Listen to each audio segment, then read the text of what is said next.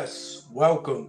This is F a Rap Critic and Culturalist Theory. I'm your boy Malik 16, and no, I don't think we're moving to the back of the bus. I actually have somebody whose movement is moving to the forefront of this whole content creation thing, and I'm gonna let her introduce herself. Who you be? All right, I'm QB for Culturalist Theory. We started a channel on YouTube about a year and a half ago, last February. We're really excited. We just crossed our 10K mark. It's the most rapid growth I've ever seen. Y'all are a big deal. I'm really happy to have y'all. She's one half of the crew that you see in front of the camera. I don't know how many of y'all there are behind the camera. Is that a question? Oh.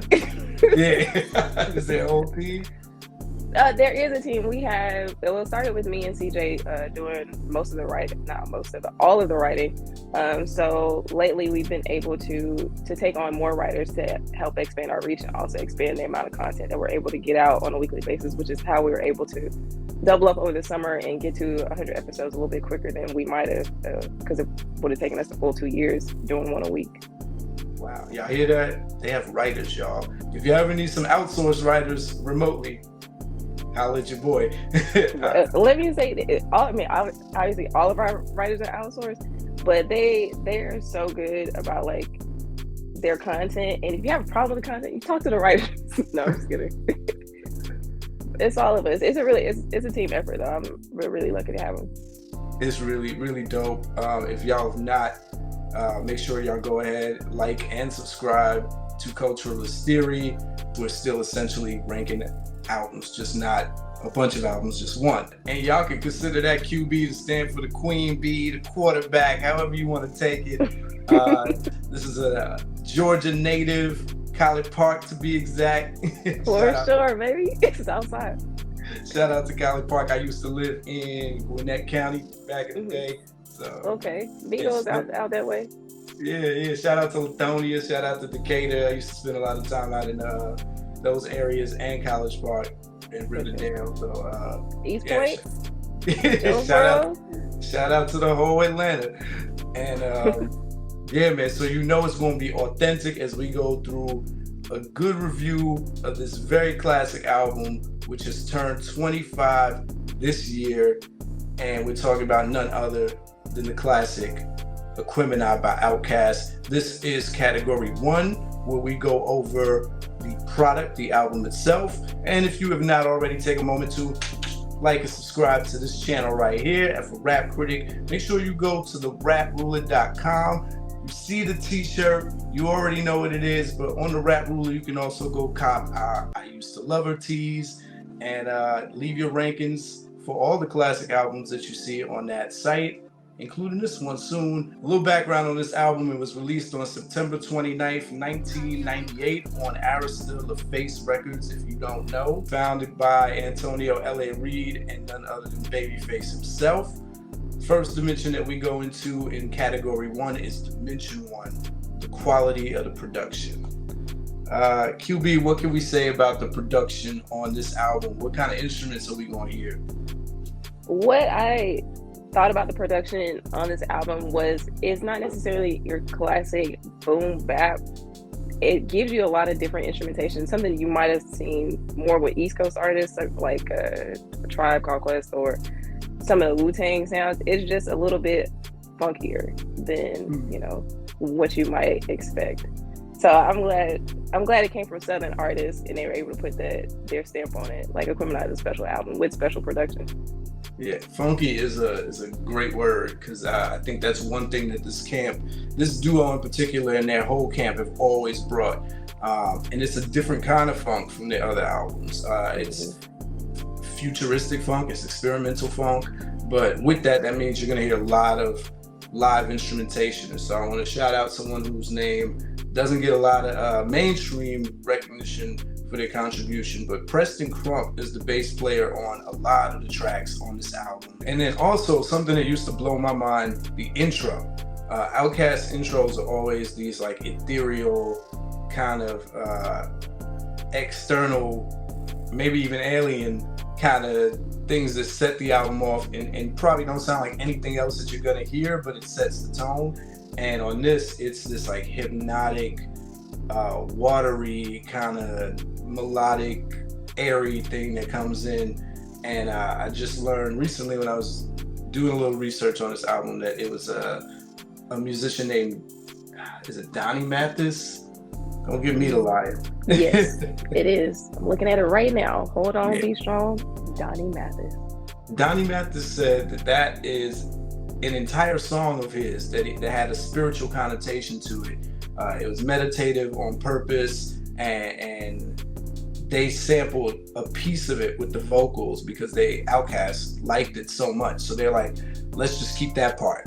And they wound up using that for the intro. And I always was like, I don't know why I picture like mermaids or sirens singing that in the distance, like trying to lure you in, right? But that's a really dope visual though. I like the way that they were able to play, like you say, with the spiritual elements, and it's not the G-funk you were getting from the West Coast or anything like that. It's its own category of music that infused, like you said, spirituality, the meditativeness, and it's not just where people, I think, are inclined to put it on Andre, but Big Boy too. I mean, they were partners on this album, and I think that speaks to the character of both of them and what they wanted to bring to this. Obviously, it's named after their zodiac sign, so you're going to get a little bit of the, I want to say woo woo, but but something that's not quite ordinary, or that you're not going to get in the mainstream. The third name that doesn't get a lot of mainstream mention is the third component of Outkast's production entity, Earth Tone 3, Mr. DJ. Mr. DJ is responsible for probably the darkest tracks on this album, Art of Storytelling 2 and Y'all Scared. He also does Art of Storytelling 1, but when I think of those two songs in particular, I think of how like cryptic and scary those beats sound. Ironically, I think he samples from the same group. It's a group called Camel for both of those songs, so that might explain why it feels like that. But Mr. DJ, shout out to him because he doesn't get a lot of the nod when it comes to Outkast's production, and Big Boy and Dre do get busy. But I would say Dungeon Family too. They may not get as much attention as they deserve, as being an entity that brought us so many great artists from this area. So shout out to them. I don't know. You're in Atlanta area, so like, do you feel like in Atlanta, Dungeon I feel like Family? even in Atlanta, they're a little bit underrated. Yeah, wow. I think there are some. If you know kind of thing, and if you're really steeped in the Goody Mob, Outkast, that whole family of things, then you know. But outside of that, I wouldn't say it gets maybe as much attention as something like a Grand Hustle, and maybe that just speaks to T.I.'s personality overall and his way of marketing himself. And Dungeon Family is just maybe a little quieter, but just as impactful. So I agree. I remember watching a Netflix documentary on organized noise, and them speaking a little bit about that, how they laid the foundation for a lot of things. In the T.I. episode, I mentioned how for a long time they were responsible for shaping the Atlanta sound. Them, Dallas Austin, and Jermaine Dupri were like the godfathers of Atlanta hip hop sound, which all three of them really put funk in the front of things with all their musicianship. And I talked about how trap changed that, because first, all three of those guys are musicians, so they're bringing in a level of, layered production. Now trap is just so 808. Well, musical theory. Yeah. So, and speaking of organized noise, they bring most of the familiarity to this album, and this is what helps us stay grounded, because for every beat, like a synthesizer or even Liberation at the time was experimental. Right. That's like a neo soul track on a rap album, right? So you get the organized noise contributions like Return of the G, you get Hewitt on the Barbie, and West Savannah and Mamacita, and so they still had their flavor on there. But I remember in that documentary, I forget which member it was, I think it was Rico, who said that they felt kind of hurt when Outkast started taking the lead on their production, because they taught them. So they were like, man, we was really enjoying, being that production go-to for y'all, and now y'all coming to your own. So it's bittersweet. Oh yeah, I would agree with that characterization. I mean, you teach a man to fish. Like you don't want him to get his own boat. Yeah, I think it's that bittersweet. It's that that dichotomy of, yes, I'm happy to see you grow, but I hate to see you go. Right? Yeah, yeah. After a certain while, I don't think there were Organized Noise production tracks on the last two Outkast albums. I don't think Organized Noise's presence is there at all, except for Sleepy Brown singing. Yeah, but to your point, they were growing in their own ways. I think that's also, again, what makes Aquemini so special, is that you have all those components that you loved early on, but they're matured in their sound. Organized Noise is matured in their sound and what they can bring to the table, and those contributions that you don't get later on because they've switched up. I mean, I won't say they totally switched up, but they've evolved into something else. And so Aquemini celebrating 25 years of their contribution as well is not just a celebration of Outkast, I'd say. Yeah, I agree. And they taught well. Dre really took that and ran with it. He showed out on this album, one of the early examples of rap bringing in live instrumentation and different instruments than we're used to. Dre himself plays the kalimba on that intro. You're hearing electric guitar. Yeah, I just learned that myself. Every year I learn that Dre does something new. Oh, he paints, oh, he plays the oboe, Right. So at the end of the album, you hear Chunky Fire, which is heavy with these distorted electric guitars and wah-wah guitars. That's a precursor to what the next album's about to sound like. But in between, you get stuff like Spody Odie Dopalicious, which is another thing that was super experimental for a hip hop album. He said he was inspired by reggae, and I think I've seen some places where this is credited to like a sample from Genesis of all groups. But you hear all those influences, but then deciding to have those horns in there, it's become like an HBCU favorite now. It's like a Negro spiritual now, right? Yes, it is. Yeah, it is. I was this close to being in a marching band, and I didn't. So I'm almost. It's bittersweet as well, because you do get some classics like Spody Odie Dopalicious that you hear every time that you go to a halftime show.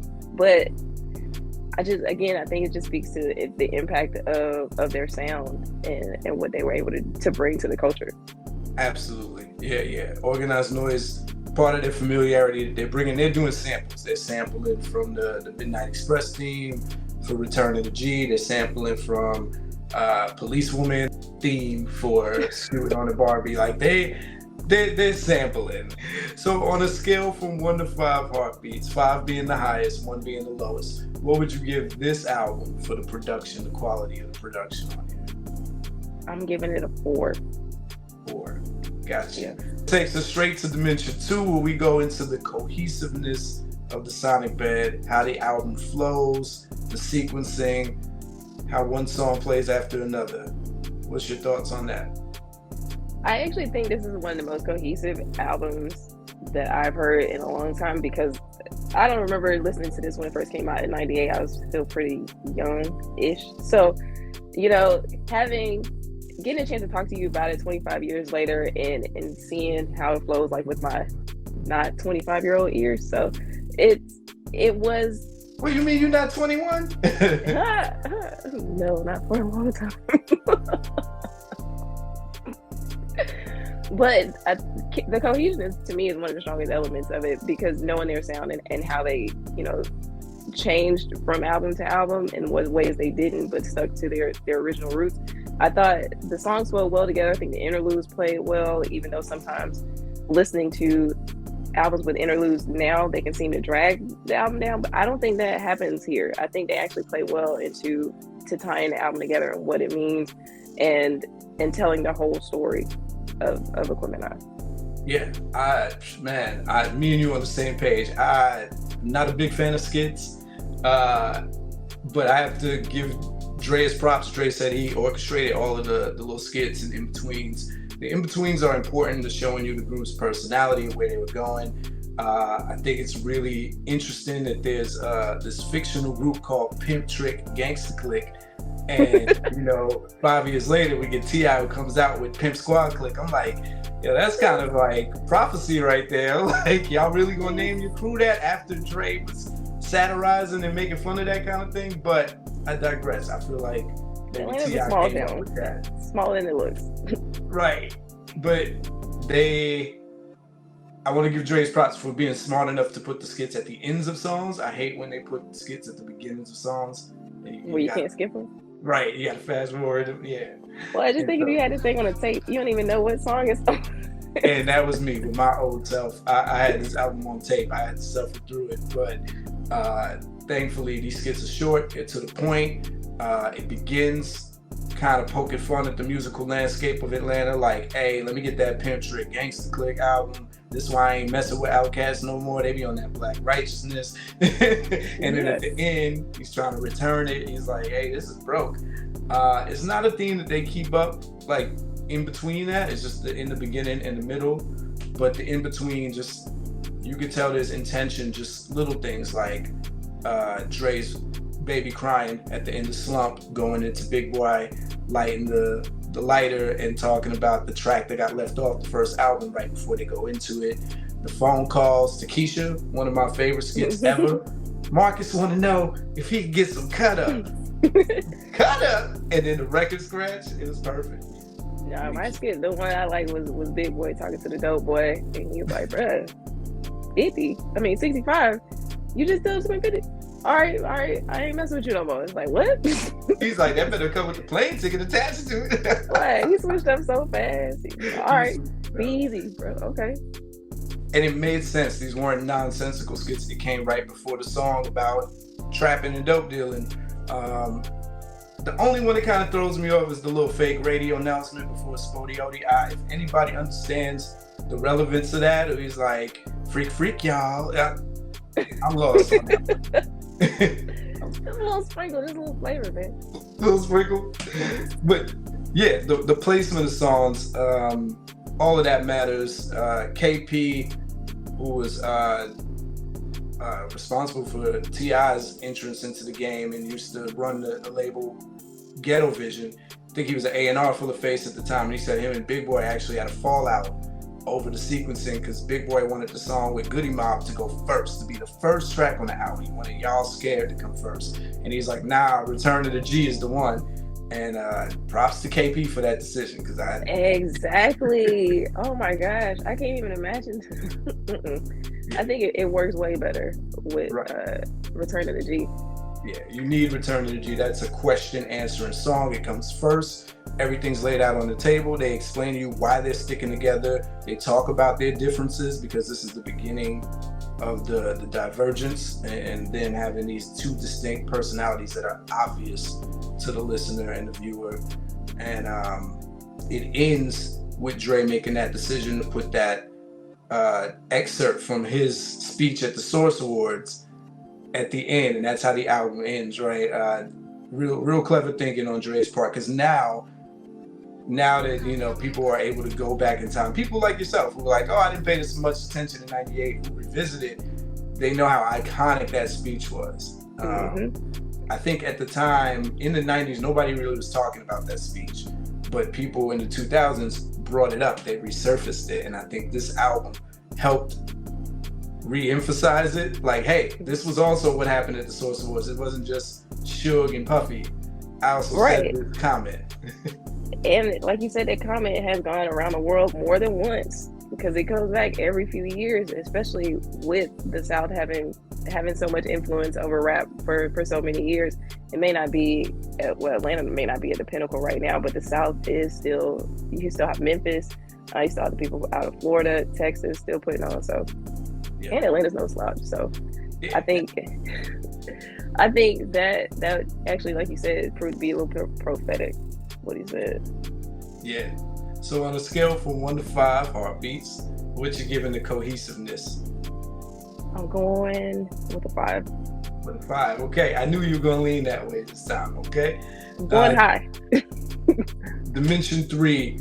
The intentional mood and tone of the album. So this is never a question of the mood that you personally get when you listen to it, because that can change depending on the day. There's a question of what do you think the mood and tone they were trying to convey and get across was, and how good of a job did they do at executing it? I think that they had I think the tone that they wanted to set was why they're together. Like, it starts with this title. they're merging their zodiacs together, but also letting you know that they are a unit and not that anything from the outside is going to be able to sway that, because they have a partnership at the heart of it. And I think them continue to tell their stories through these songs, like West Savannah or like Return to the G, you're still going to get their individual personalities, but you also are going to get Outkast together. You know what I mean? So I think they did a great job of stamping their name on it. Yeah, I think because they revisit that idea a few times throughout the album, it's not, you're not beat over the head with it, but you get it. By the time you leave this album, you understand, yes, we're different, but it's him and I until they close the curtain. And I guess the curtain closed for Outkast in 2006 apparently, but on Return to the G, that's the mantra. On Aquemini, it's a little looser, and Chunky Fire is more like we got this, y'all step up, y'all do better. That's the message to the industry. So I think you hit it on the nose. As much as they're bringing stuff that they always bring to Outkast albums, they're repping Atlanta, they're repping looking beyond the surface, but because the difference is so pronounced on this album, and audio maybe not so much in an obvious way. You have to be a real listener to catch, okay, they're going in different directions, they come and bring different things to the table. But by the time you get to the videos and the promo for this album, you start really seeing, oh yeah, you know, this is when Dre had started stepping out. He'd already started wearing the turbans the album before, but around this time you're seeing Andre in kilts, you've seen him with furry boots, blonde wigs, alien antennas, big old glasses.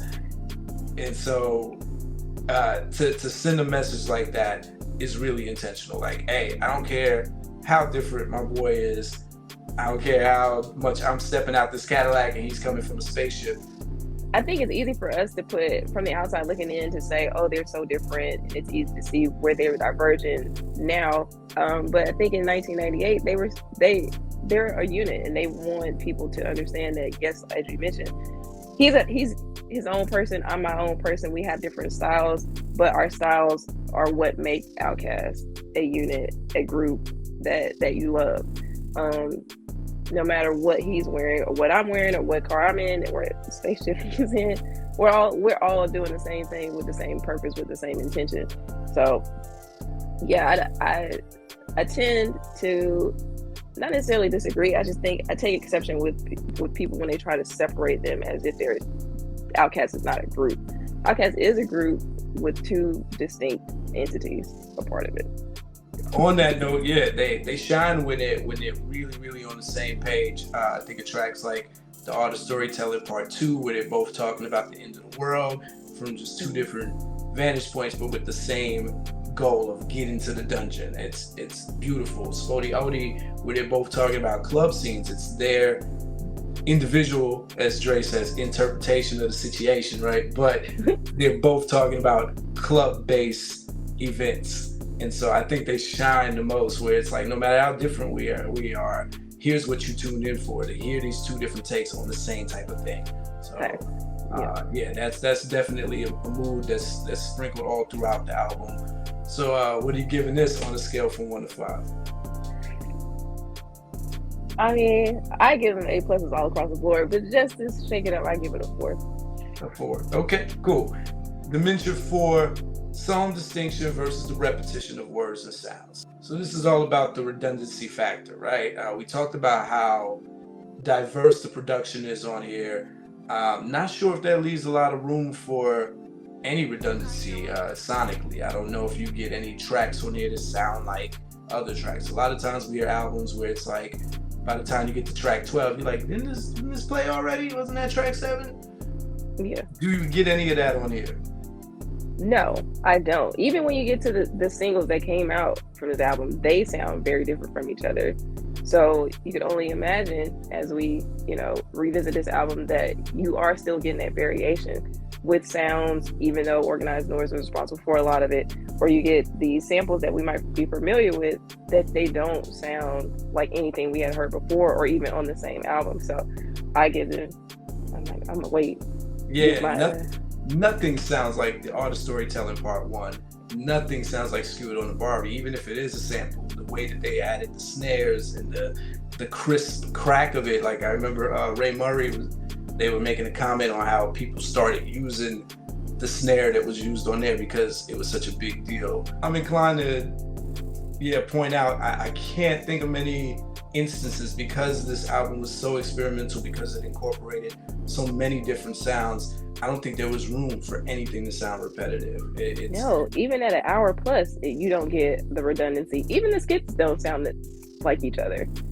Even if they're mentioning the same topic, or like you said, like sticking together, but they don't even sound the same. They give a lot of variation and a lot to the listener that makes it worth your money. So you're not trying to get a refund. At the end, like our boys. And so then we jump into words. Does it get repetitive with the words used? And if anybody, the only culprit you'd probably have to point the finger at in that territory would be Big Boy. Big Boy could get a little repetitive with his Cadillac talk, but you'd have to be really being a critic and digging for that, like there's moments where maybe thematically, like the content of his verses could be interchangeable, like, oh yeah, this verse could have been on this song, because there's a lot of times Big Boy not on topic. I buy that. Yeah, like he's like, just talking about getting drunk and Cadillacs and rims and beepers. So I think he has a lot of love though in his heart, and that he's talking about. He expresses that on the album too. So yeah, Big Boy is good for the Cadillac talk. And the furs, not as quite Pimp C, but he got his own big pimping that he does. But even then, I wouldn't knock him for a couple of Cadillacs. Okay, I wouldn't knock him for a couple of Cadillacs. Yo, I gotta put that in quotes. That's a quote right there. On a scale from 1 to 5, what you giving this for repetition? I'm going 5. Wow. I'm going 5. Yeah. I was expecting a 4.5 or something. Okay. The thematic that doesn't really bother me, because I think they did it. Like I said, I think they did a good job of varying it up with the sonic, so it mixes better to me than something that can sound like the same song multiple times on the record. Okay. All right, we're at the halfway mark. Dimension 5, the amount of songs versus the amount of content. So this is a ratio question. I always bring this up because rap albums are famous for, giving you 17 tracks of bang bang shoot 'em up, and the last track they bring out the choir and they're like, why my cousin had to die. when we think about how many songs on this album, we got 16 tracks, right? 74 minutes, almost 75. Okay, you said 16 tracks and 74 minutes, almost 75. What ratio of this album would you say, or what percentage would you say that is topical? Like they're talking about specific things, they're bringing substantial stuff. I'd say 92% of it. 92%. I think the one thing that you mentioned, like the radio skit, is like, okay, what value is that? But I think they brought a lot of value per minute, per bar in this album. Yeah, if we think about, the art of storytelling, their story is obviously Y'all Scared, loosely talking about, they talk about different subjects, but under this umbrella of fear, right? Fear is the overriding theme. But when I think about direct content, Slump is about the dope game. West Savannah is about him growing up. Would you say that's topical though? I just feel like that's just a brag song. He's just talking about how he wears his hat, the Cadillac, of course, the booty shake. I mean, obviously I like West Savannah. I love it too. I'm thinking about the songs where they're talking about a thing.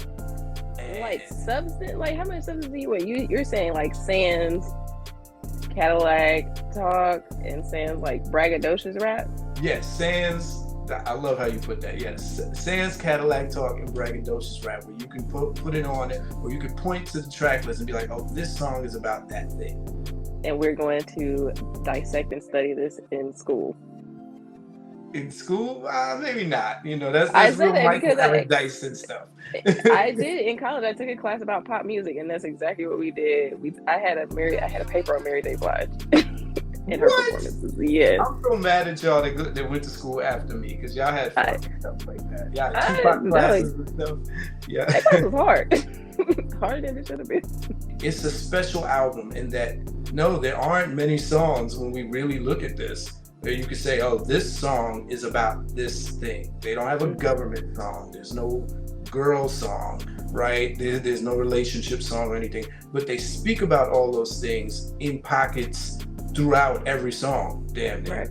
The craziest thing that happens here is inequity sometimes, where Dre will hit you with this super deep verse while Big Boy is giving you Cadillac Talk, right? So I think people run with it because this is the beginning of Dre becoming famous in his own right, and the beginning of the conversations about Dre being better, and because of songs like Synthesizer, where people just run with it and say, oh, this song is about the future because of Dre's verse and George Clinton, but not so much because of what Big Boy did on it. Same thing with art of storytelling. Dre's telling this whole deep tale about Sasha Thumper, where Big Boy is talking about a rendezvous in the parking lot, and so that's what a real story.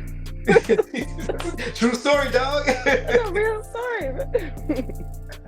Yeah, I think that creates the question mark of, okay, is this song about one thing, or is it just a song where they touch on things? So I think you're gonna get that more than anything else, instead of being able to say, oh, Rosa Parks is about falling off because that's what Dre talked about in this verse. Nah, if you put Big Boy's verse in there, Big Boy's not talking about that. It's just a song, but within those songs they touch on these things.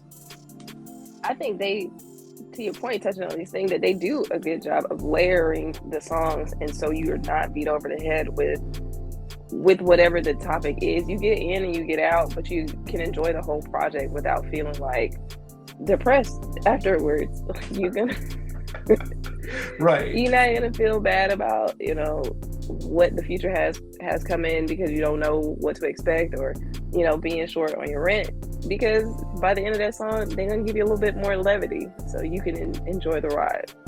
Yeah, everything's interwoven and interspliced and layered, as you said. That's how content comes on this album. So I'd be inclined to agree 92.8 is not a bad assessment for where they are here. Look at us. On the scale from 1 to 5, what are you giving this for that ratio, content versus the amount of songs? I'm going 4.5. So you give this a 4.5, but you give the other one a 5. I can't.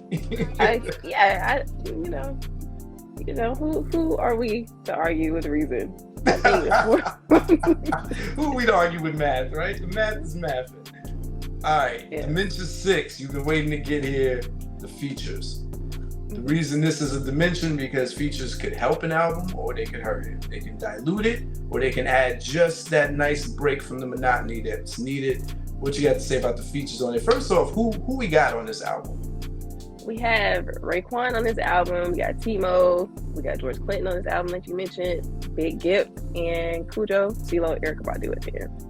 And let's not forget Joy and Peaches, members of the Dungeon family, and Backbone and Cool Breeze from the Dungeon family. And we also have Witch Doctor and Masada, and y'all can tell me if y'all know the name of the rapper that goes last on Mamacita, but oh gosh. And Sleepy Brown on the vocals. Can't forget Sleepy Brown. So thank you for bringing up all of them, all the Dungeon family members. See those. My favorites from the album, I like Raekwon, and Synthesizer is probably my favorite song off the album after this re-listen. So wait a minute, hold on. What? You said Synthesizer is your favorite song on this entire 16-track album? I liked Synthesizer. When I got to it, really what attracted me to the song was when he was like, "You don't know what I have to go through. I might have to go through you," and set up that song, and I was like, "Yes, I might have to go through you." So I really felt that bar. What a quote. Dre is a master of like those simple putting together of phrases where it's like, why didn't I think of that? That's such a simple play on words, yeah. That's what I mean. And I think he doesn't get enough credit for that. I mean, not everything he says is, not necessarily quotable, but you're not going to etch it on a statue. But my bro got bars. Yeah. So the features here, do they help or hurt? I think they help the album. Let me say this. I don't know whether they needed the help, but I think that the features are an enhancement to it. Minus Mamacita, that's probably my least favorite song. But other than that, I think they're an enhancement to the record. Okay, so George Clinton, you feel like he adds value to Synthesizer, since that's your favorite track? I think if you don't have George Clinton, you don't have Synthesizer. You have something else. I think you get a different type of record. You might get the same things, but you don't get Synthesizer without George Clinton. Wow, I got my hot take for this episode. This is what I'm putting in the trailer. But give people something to talk about. I don't think I appreciated George Clinton when I was younger, so I was like, why is this old man mumbling on the track? I'm like, what is he doing? But I now understand the music history a lot more. Like you said, I don't know if you could color this track the same way without that presence. He kind of puts the weird and funk stamp on it at the same time. Mm-hmm. Like, oh, you have permission to be this weird and funky. Exactly. I think that whole era or subgenre of music, they did a lot for the weird stuff that we get now. I mean, even in '98, but the trajectory, I don't know if enough people know the history of that, or how many sons that George Clinton and Project Funkadelic actually have in the weird things that rappers are able to do now and get away with. Absolutely. Yeah, we talked about this on our Digital Underground episode. Y'all can go check that out, Sons of the P. But then we talk about the Dungeon Family features on here. I think it's always interesting. Shout out to Outkast for always the ways that they present Goody Mob on their albums, and they always have broken them up since day one. So it's like, oh, you get, Timo and Cujo on this song, you'll get Gip on another, you might get CeeLo and Cujo on this song, and so on Y'all Scared, it felt more like a Goody Mob song than Outkast because it's 3 members on there. Right. It still somehow worked. It balanced perfectly. And they work. Goody Mob is such an interesting group because they a lot of them don't be flowing on beat. A lot of them don't be rhyming word. But it's the delivery, it's the vocal tones, it's how they contrast with each other, and some of the stuff they say. Cujo says some real profound stuff in his verse. I think it's important that they do balance each other without competing with each other. They all have their own lane, their own voice, their own style and approach to the music. I think they all do a great job of respecting each other's lane without saying, oh, you're doing too much, or why are you doing it like that? But letting everybody live in their own space and have their own impact on the track. So. Yeah, I love how differently they approach their verses. It's a 5-verse song, and they each come on differently and hit that beat differently. Gip's decision to come in and be like, in the world I'm Gip, second to Mutant, third to Geechee, how many of y'all want to reach me? Like, it's just, and he kept that flow for the whole verse. Same thing with Cool Breeze and Backbone. I think you need them because of the contrast of the vocal tones on a song like Slump. It's like Big Boy gets to be the seasoned vet on that song. Backbone is the newcomer, and Cool Breeze brings that energy that he always brings. And the street authenticity. If this is a street song, you get the most street members of the Dungeon on that track, and it works. I got you. But then we talk about Liberation, which is one of those songs that nobody was expecting, but when it hit, it unanimously got praised. And it's become a secondary Negro spiritual. So if Spody Odie Dopalicious is the new Negro spiritual, Liberation's on the second string. It's in the B team of that, because what CeeLo does, he brings this church quality authenticity to the idea that, they're gonna sing this whole song. You don't know where they're going. It's almost an 8-minute long song. You hear Dre come in singing, then you hear Big Boy come in and singing, and they almost, this is the most alike that they sound on this album. I was like, oh, it's Big Boy singing now? But then CeeLo comes in like, oh, they're singing. Oh yeah, he put his stank on it. I think he and Erica, actually play really well off each other. They don't, not that I know of, have any other songs where they're on the same track, but hearing it here and knowing where she was in her career, I think it's really impressive that they got her on this track first of all, and the performance that they got out of her, I think, is great too. It's incredible. It was, man, they kept that in the tuck so nicely. It came right when you needed it, when you didn't know that you needed it, though. It's just like, oh, the beat's gonna drop and Erica's just here. The curtain reveal. But I mean, Joy and Peaches, they're singing, they take it to a church level. It really is a Holy Ghost moment when CeeLo's, oh Lord, I'm so tired, I'm tired. Keep your head to the sky. By the time he hits that crescendo, then you get the refrain to shake that load off from Joy and Peaches. Erica brings it back down, and I'm so glad they used her for that pocket, because she could have been a part of all the dramatic singing, but she comes and levels it back, right. And it's a verse. Balance it out. And then Big Rube, has to come and put the spoken word stamp on it and says some of the deepest stuff ever. And the whole song is deep, and it really felt like an experience by the time you hit that last drum clack and it vamps out. And so, of course, we have the features on Mamacita, which Rico Wade goes on to explain that this was not a track that was originally intended for Outkast. This was a track that he was putting together for a female rap group, and that rap group fell apart. I think they were from New Jersey, so shout out to them. But the member Masada, she got pregnant. He called her back just to cut some tracks, and Dre stumbled upon it and was like, oh, let me jump on that. I don't know whose decision. I don't know whose decision it was to have everyone who's on it, but that explains why it has an East Coast feel too. So I always appreciated that it had that knock. You had mentioned that knock at the first thing you started saying when we started this episode, the boom bap. This is the boom bap track of this album. It sounded like something for a Northeast. Let me say Northeast, because Atlanta's East Coast too, but a Northeast track. And I think it's pretty jarring though. That song, Where It Comes, this placement on the album is like right in the middle. It's pretty jarring. It's like, wait, what is happening? That's going to take us right into the next dimension. So before we do that, what you giving this on a scale from 1 to 5 for the features? On a scale from 1 to 5 for the features, I'm still gonna go with a 5, even with Mamacita. Oh, you too nice. All right, that's going to take us right into Dimension 7. The question of, does the weakest track, or do the weakest tracks on this album bring it down? Does it put a dent in it? Does it take away even in the slightest? I think unanimously, most people feel like Mamacita is the outlier track. It's this head scratch WTF moment. And you've already said it's your least favorite. Why? It's my least favorite because it does kind of take you out of the world that Outkast has built to that point in the album, and it doesn't, like you said, it doesn't necessarily lead you into the rest of the album. It's just like a sore thumb sticking out, and it's like, what was that? I think Dre inviting that song onto the album, or deciding to get on it and seeing what happened. I don't know. I think we need a KP.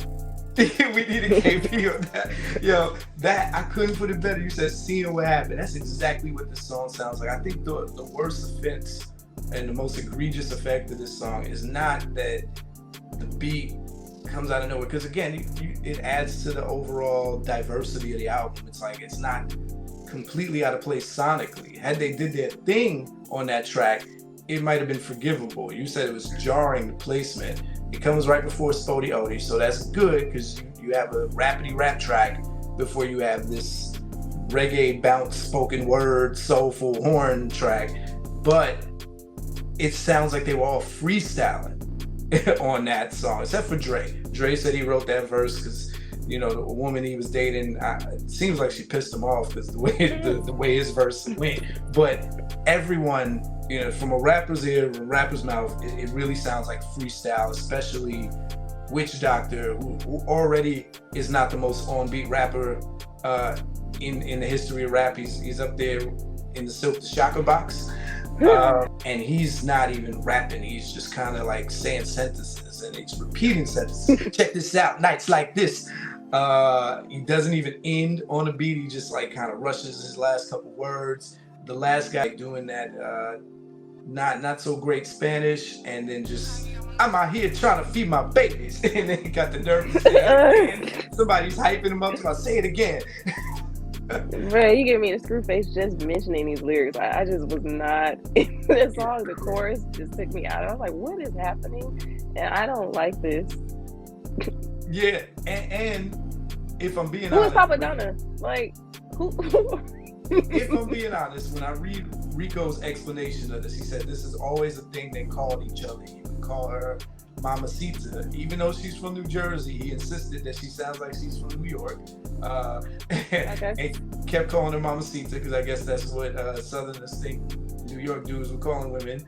And she would say Papa Donna back. Which for y'all to decide to do this as a hook, it just sounded like y'all had a crush on each other. Y'all was messing around and turned a playful thing into a real song that went on a multi-platinum album at the expense of the listener.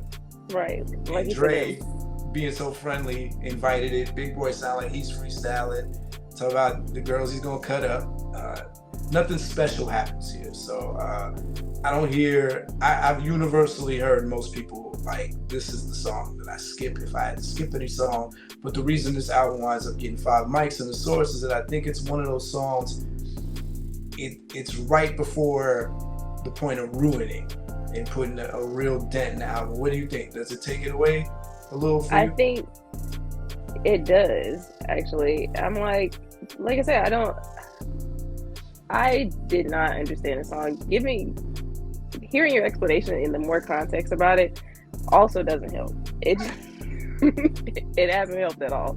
I'm like, yeah, okay, that was a cool song, but like, I just feel like that should have stayed in the studio, like, or on somebody's hard drive. Or here you go, this is a cute song I made for you. Y'all had it.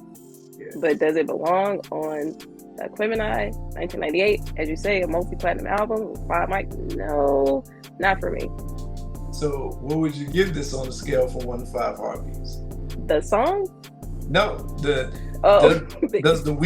question is, does the weakest song bring the album down? So 5 would mean it had no effect at all. Anything below that would mean, yeah, it took away a little. Yes, it took away a little. I'm trying to think of the degree to which it took away. I'm gonna go 3. There we go. What's so funny, man, West Savannah is a song that was left off the first album, 1994, and it fit so smoothly on this album without blinking, without batting an eye. You don't think, oh, this sounds like an old song. It just went in nicely. Right. The fact that a song from 4 years before sounds more well placed than that track says a lot. And Big Boy said Dre had a solo that got left off. That now I'm thinking, man, maybe y'all should have put that there instead of Mamacita. So that takes us to Dimension 8. We at the home stretch here. Dimension 8, Mass Appeal. This is a question of how many legs does this album have to stand on? We know what it went on to do, but if you were the A&R, right? If you worked at LaFace in 1998, would you say this album had what it took to get on radio, get in the clubs, have global appeal, men and women? I would say so. I think that's because of the diversity, the song diversity, but also because I don't think Outkast has ever alienated anyone for being who they are, liking what they like, or doing what they do. And so I think with this album is another example of them doing that and giving you their perspective from a Southern perspective, from Big Boy and Andre having their diversity of opinions and approaches to the album, that you get that and it doesn't. So I think if I was an A&R in this, I think it would have legs. Yeah, just as a game. Outkast have been rule breakers from the beginning, because if I'm a typical 90s A&R, I don't know if I know what to do picking the singles off this album. I'm like, what is a single here? Nothing they were doing sounded like anything that was going on in radio at the time. The saving grace is that 1998 is what I like to call the Phoenix year. 97 was a terrible year for hip hop. Biggie and Pac just died, and everything was Bad Boy on the radio. East-West tension was still there. 98 is where all this newness comes. No Limit is everywhere. Big Pun comes out, Cameron comes out, DMX comes out, Jay-Z becomes a TRL darling, and Lauryn Hill comes and breaks rules. So Outkast is able to flourish in that, because before the formula used to be, you better sample this 80s song and you better have this female singer on the hook. 98, you can do whatever. You can have Stop Being Greedy on the radio and Can't Take My Eyes Off of You and make them say, There's no rule. Cash Money's also coming out, right? Juvenile and BG drop. So Outkast is able to put a single like Skew It on the Barbie out, and it's a mega hit. And it's like, that don't sound like anything that was supposed to be on the radio. Exactly. It's like there's no rhyme or reason, but it just worked, and people latched onto it probably because it was so different than anything you could get. But I think also with the radio format having changed to what we know now, I don't know if it get on the radio now, but definitely with the mix, as you described it, yeah, I think it found its place and it found its audience, and that's why I was able to flourish. And I'll say about Skew It on the Barbie, this is the end of the line for Wu-Tang being the biggest thing out. And so that still mattered. You have a Wu-Tang member on your single. We're going to tune in. I specifically remember this getting played in New York, and this is probably the first time since Elevators that Outkast is getting regular rotation. And I'm like, oh, this is because Raekwon is on this song. Because I'm like, there's no way I would have played this otherwise. And I loved every minute of it. If you had to get another Wu-Tang member, who would you substitute Raekwon for? Oof. What a great question. I don't know. I wanted to hear what a Method Man and Outkast song sound like, but I'm biased because Method Man is my favorite member. But yeah, I mean, RZA, that also wouldn't be bad. And Ghost now. I was about to say Ghost. I take Ghost over RZA. Maybe not Meth, but definitely Ghost over RZA. And I think they have collaborated on like Big Boy solo albums, but you know, those don't get talked about as much. Rosa Parks, another single where they're breaking rules. It's freaking hoedown in the middle of the song. They get a reverend to play the harmonica, Dre's stepdad, Reverend Hudo. Forgive me if I pronounced it wrong, right? But they're breaking all the rules. It's a hoedown in a rap song, and we're playing it in the clubs. Rosa Parks is a great song because it's also so many things that are unexpected. One, the title versus the subject matter versus the beat versus the reverend and the harmonica, and like it's a lot going on, but they were able to mix it and blend it so you don't even miss a beat. You don't even understand how subversive you're being just by liking this song. Yeah, and of course the controversy, for better or worse, it helps it sell. As much as it felt like it was at the expense of one of our civil rights leaders, I'm glad they cleared it up years later. But I remember Rosa Parks beefing about her name being used, and you know, Outkast might have been revolutionary in that regard because we hear lots of rap songs in this era being named after people, right? There's songs named after somebody every day. Mm-hmm. They were very early with doing that. That's something that you heard in other genres of music, but you know, you don't see that. It sucks that it went down that way, but the controversy helped it sell. Let me see what this is about. Artist storytelling being the third single. I remember the video. You remember the video with the puppets? Yes, I do. Yeah. Catchy hook. If I was an A&R, I probably would have picked that because of the hook. Would you have picked it to go first? I probably still would have picked Rosa Parks to go first and then artist storytelling. And maybe Slump. Slump probably would have been a single because that's another one with a catchy hook. I'd be lost past that. I don't know what else I can put out. Liberation's too long. Spodioti's too unorthodox. West Savannah, maybe. I can see it. I can see it playing on the radio. And like I said, they don't have the typical relationship girl song.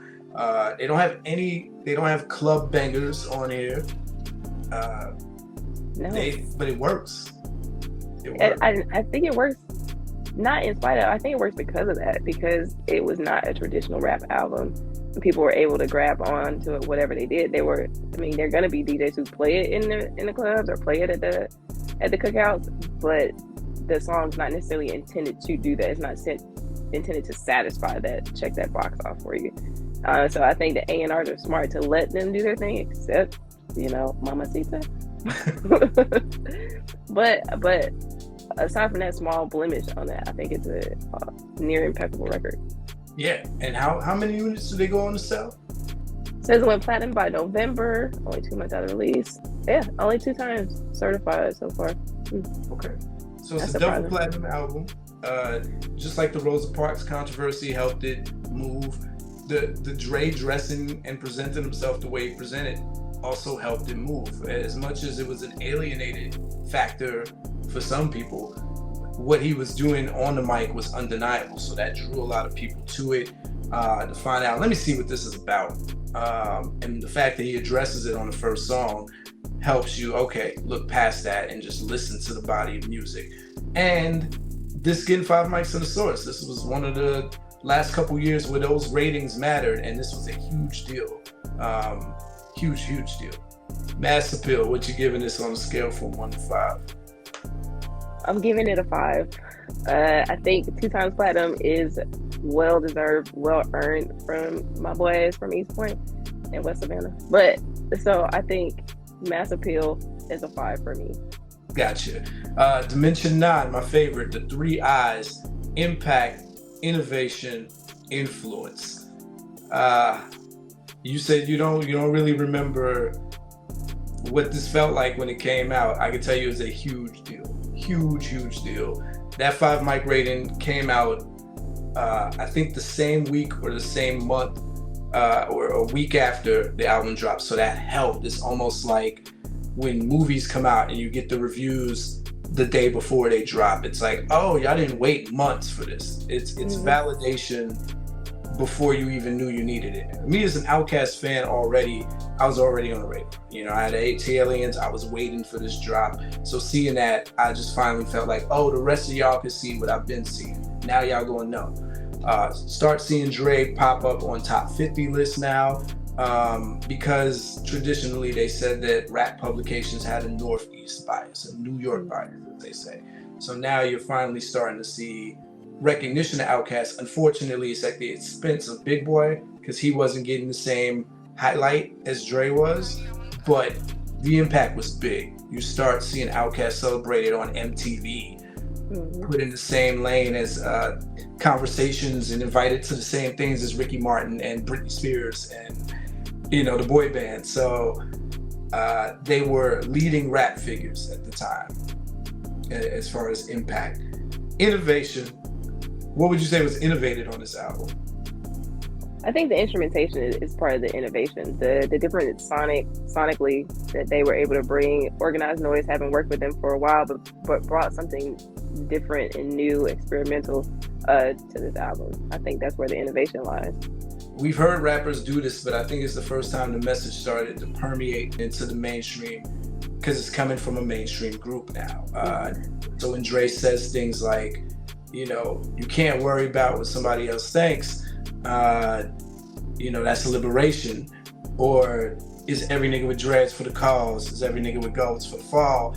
It's like, oh, it's a different way of thinking. Prior to that, you see dreads and oils, you thinking that's right. You in there. Got the incense burning. Also, just that freedom of expression in general, singing on a rap album, singing in a voice that's weird, singing in a robotic voice, singing in a crazy cadence. The door is open now for that. It's okay, y'all. We went platinum doing this. Y'all can do it too. You can just be yourself. You can be free and still call it a rap album, because we still gonna spit on the next track. I think the blending of all those things and the layering of the messages, as we mentioned before, is also part of the innovation. You don't have a traditional set, like you say. You don't have the girl song. You don't have the club song.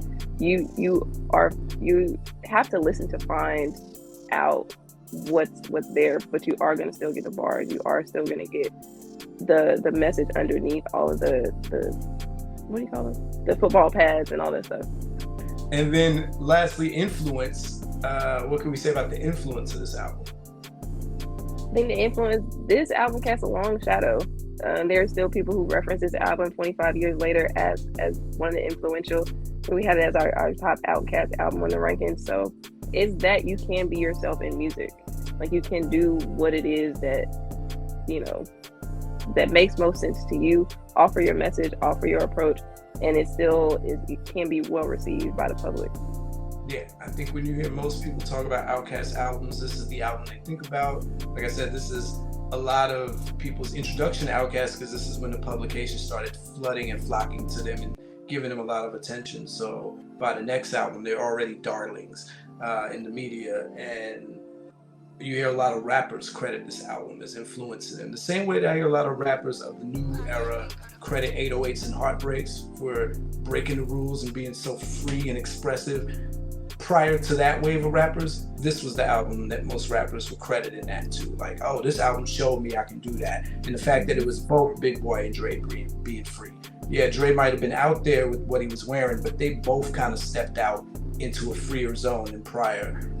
So I think the influence is heavy there. And because they sing on there, I want to give Dre's flowers for being one of the early rappers who was singing. Him and CeeLo always have unapologetically sang. More so CeeLo from the gate, but Dre started it in '98, opened the door. Busy Bone, you know, DMX. These are some of the early rappers who were singing that we weren't calling it singing. We just respected it for what it was. Very honored to invite you on this episode, because I'm like, oh, it's singing. You are the R&B expert, and they damn near singing half of the album, so it fits. Oh, okay. Thank you for the invitation. I'm really glad to be here, for real. How did y'all make that decision for you to do the R&B and CJ to do the rap? It wasn't necessarily a clear-cut decision at first. We kind of just tended to do the artists that we were most familiar with to start, and I happen to be more familiar with R&B artists and him with hip-hop artists. And so then it kind of just snowballed after it was like, okay, well, we've done like 10 of these, and so we'll just keep doing that. It's dope. It's funny because I played with that idea for a year, because I created this system specifically for rap, and I was like, I don't, my system doesn't work for R&B, and I'm like, do I want to make one for R&B? I need a real R&B expert for that part. And so I just thought it was dope that y'all did that, because that was always an idea that I played with. All right, what you giving this on a scale from 1 to 5 for the impact, innovation, and influence, if you combine those all together? I think you already know what I'm gonna give this. I'm gonna give it a 5. I'm gonna give it a 5. Takes us to the final dimension, dimension 10. The overall timelessness and uniqueness of this album. In the pantheon of classic albums, classic rap albums, where does this fit? The question is always, how classic is this classic? Is it timeless? Can you put it on right now and not cringe because some of it sounds outdated? If you were introducing this to a 13-year-old right now, could they appreciate it because it's timeless? And how unique is it? I think it falls in all those categories. I actually, on one of my listens to this, when I was running it back, was listening to it with my 10-year-old nephew, who, I mean, obviously lives in Atlanta, from Atlanta, is going to need to understand the Atlanta music scene at some point. And I think he was into it, and I was happy to be part of his introduction into it. I think it is timeless. I don't think the beats are so unique and unto themselves that they don't date the album. They allow the album to have its own life and its own breath. And so I would consider it a timeless album, actually. And you also feel like it's unique. Nothing sounds like it. No, I think even their other music doesn't even quite sound like it. You mentioned that the West Savannah was supposed to be on the album 4 years before, but it fit here perfectly. I think even if it had been on the 94 album, it would not necessarily have had the impact that it has here, even as a B-side on Aquemini. I agree. It just would have been another track on that album. So, so on a scale from 1 to 5, even though I already know your answer, for the people, take it home. I'd like to say it together. You tell me how to say it together. Let's say it together. All right. 5. 5, yeah. As Dave Chappelle said, 1, 2, 3, 4, 5th. And on that note, that concludes our Category 1 review of the classic album, which has turned 25 years old this year, Aquemini by Outkast. I want to thank my special guest, QB, can you let the people know where and how to find you and what y'all got cooking up next? Let me say again, I really appreciate you having us on this episode to celebrate, commemorate Outkast and Aquemini. I'm coming out of Culture's Theory on YouTube, Culture's Theory on Instagram. I'm Jane Q Public on Instagram also if you want to follow me personally. What do we have coming up? We have some more rankings and lists coming up. We are transforming our R&B list, so they're not necessarily going to be super artist focused, but definitely we're going to give honor to the time periods like our 98, 2004, 2005, where you have some of the biggest albums in R&B come out, and give some artists their flowers too for their big songs that they have. Dopeness. On that note, y'all know what it is. Join us for category 2 with the other half of Culturalist Theory, where we go over the rap performance on this album. Until then, F for Rap Critic. They talk about it while I live it. Word to meth.